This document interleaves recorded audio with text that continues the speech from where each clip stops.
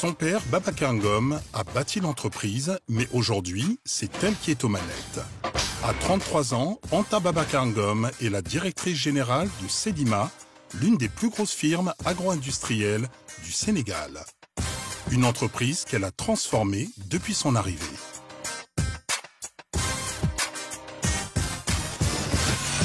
La jeune patronne n'hésite pas à prendre des risques pour investir et conquérir de nouveaux marchés. Son objectif, rendre l'entreprise plus solide pour pouvoir la transmettre à son tour. Rencontre avec une jeune patronne qui voit loin. Anta Babacar Ngom, bonjour. Bonjour Robert. Je suis ravi de vous recevoir dans Réussite parce que quelque part, votre profil dans l'entrepreneuriat du continent est assez particulier. Vous êtes jeune, vous êtes une femme. Ce sont deux qualificatifs qu'on ne trouve pas forcément dans cette sphère. Comment vous réagissez par rapport à cela? C'est une position, c'est vrai, pas très facile, mais c'est une lourde responsabilité, mais qui est assumée et qui a été choisie.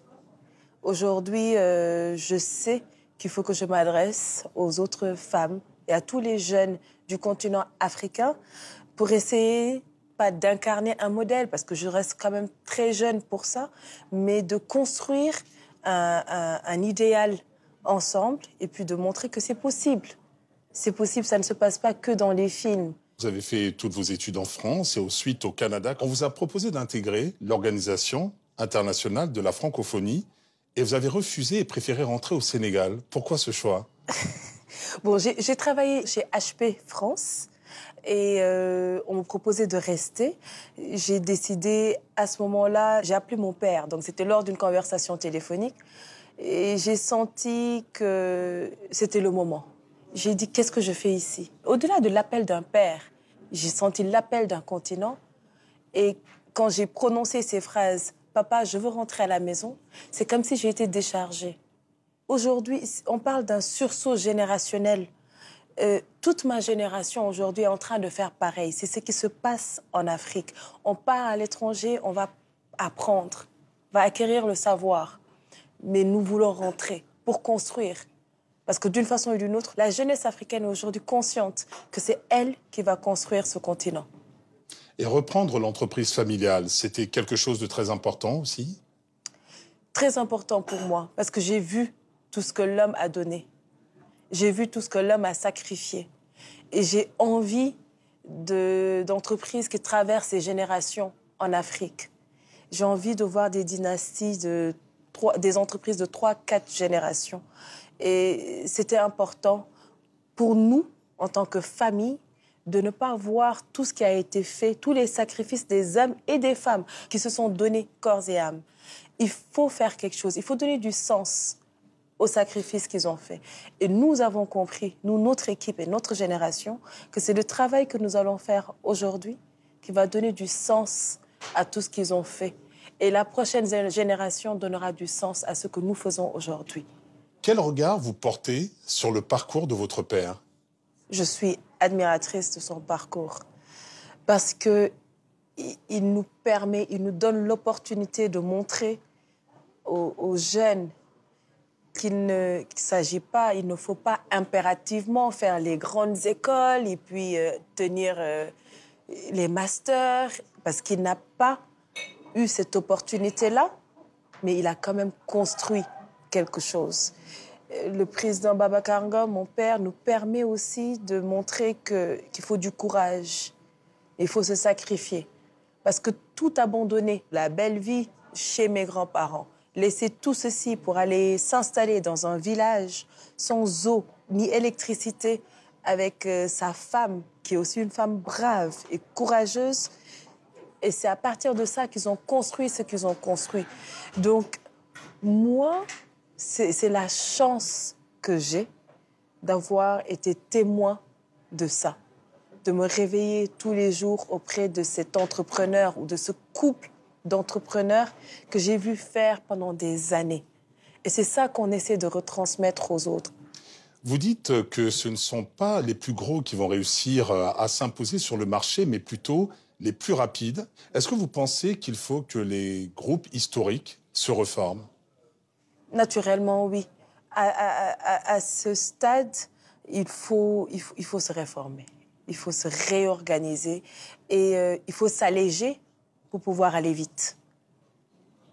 Quand on est lourd, quand on a une organisation trop lourde, on peut rater des fois le tournant. Donc nous, on invite les investisseurs, je précise toujours en mesurant les risques, parce qu'il ne s'agit pas d'investir un peu n'importe comment. Il faut mesurer le risque, mais il faut aller vite. Les projets qui dorment dans les tiroirs, ça a été la réputation, on va dire, du continent africain ou de nos pays. Quand on dit oui, tous les projets ont été réfléchis, ils sont tous dans les tiroirs. Non, il faut les faire sortir et les réaliser. Vous avez choisi de vous entourer d'une génération de jeunes gens pour travailler avec vous. Pourquoi? Parce qu'ils ont faim de l'avenir. Ils ont un avenir devant eux. Ils ont le temps de réaliser beaucoup de choses. On ne s'est pas entouré non plus de n'importe quel jeune. Hein? Il ne s'agit pas d'être jeune ou, comme je dis, il ne s'agit pas seulement d'être femme. Il s'agit de comprendre la vision. Il s'agit de mesurer et de croire en son potentiel. Il s'agit de croire en son continent. Et ce sont ces jeunes-là que nous allons chercher partout dans le monde et qui ont l'humilité aussi d'apprendre et de respecter ce qui a été déjà fait. Donc c'est un choix qui est là. Et dans 30 ans, je pense que cette équipe sera fière de dire voici nous aussi ce que nous avons construit. Sedima est basé au Sénégal, mais vous évoquez souvent le continent africain. Vous pensez que les groupes comme vous doivent avoir aujourd'hui une ambition continentale? La Sedima est au Sénégal, mais aussi maintenant à Bamako. Est en train aussi de s'installer dans d'autres pays. Je pense qu'une entreprise ivoirienne qui réussit dans un secteur donné doit pouvoir exporter son savoir, ses connaissances dans d'autres pays et continuer à créer de la richesse et de la valeur. D'arrêter d'exporter nos matières premières et de les transformer chez nous, soit au Sénégal, soit à Bamako, en Guinée, en Mauritanie.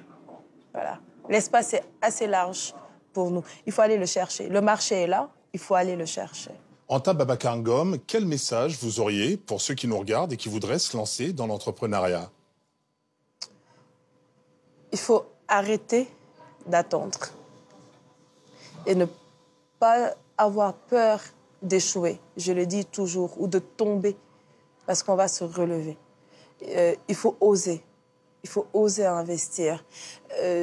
Ne pas remettre à après-demain ce qu'on peut faire aujourd'hui, au moment précis. Il faut essayer, il faut le faire. On peut entreprendre, oui, c'est une chose et c'est une très bonne chose.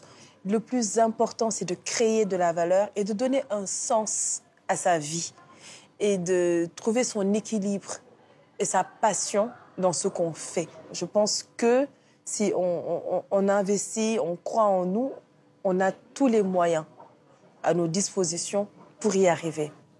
Anta Babacar Ngom, c'est quoi la réussite pour vous? C'est un sentiment profond. Quand on a atteint ou quand on a trouvé son équilibre et quand on est fier de soi. On a accompli sa mission, on est heureux, on peut considérer qu'à ce moment-là qu'on a réussi. Et ce n'est pas d'avoir forcément des milliards ou un compte bancaire chargé, c'est la santé, c'est la famille, c'est le bonheur. Donc c'est vraiment personnel et c'est une quête au quotidien. Anta Babacar Ngom, merci. Merci beaucoup Robert, merci de cette belle invitation. C'était un plaisir pour moi d'être ici aujourd'hui.